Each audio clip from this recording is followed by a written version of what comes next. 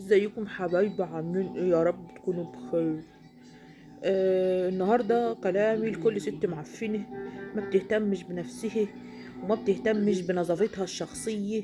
انا جاي اقول لك على حته ماسك، بس يا ولا انت وهي، على حته ماسك. انما ايه حكايه؟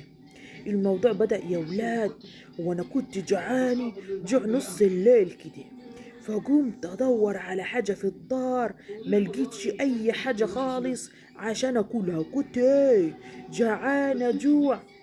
المهم رحت الزوزي، قلت له يا زوزي هات فلوس عشان نجيب حاجة ناكل. مرضاش، وقال لي امشي يا مرة انت من هنا، انا لا عايزة اشوفك ولا عايزة اشوف ريحتك المعفنة. المهم رحت عند دار العمدة اشحت منه شوية مش عشان كنت جعانة قوي، بس العمدة كان ايه وبيته ايه وراجل غني ومعاه فلوس، بس ايه معفن، مرضاش يديني اي حاجة ولا حتى شوية مش.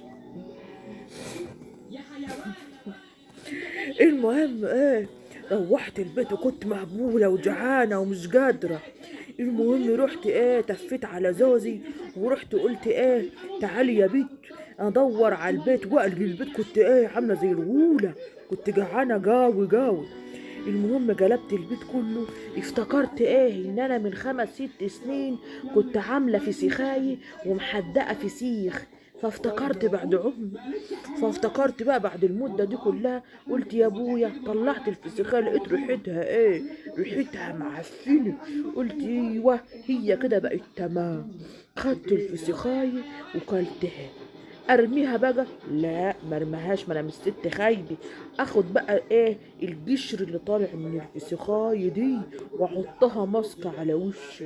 شايفين وشي عامل ازاي؟ ما هو ده من قشر الفسيخ يا حمارة انت وهي، يا مرة يا نتنة يا معفنة.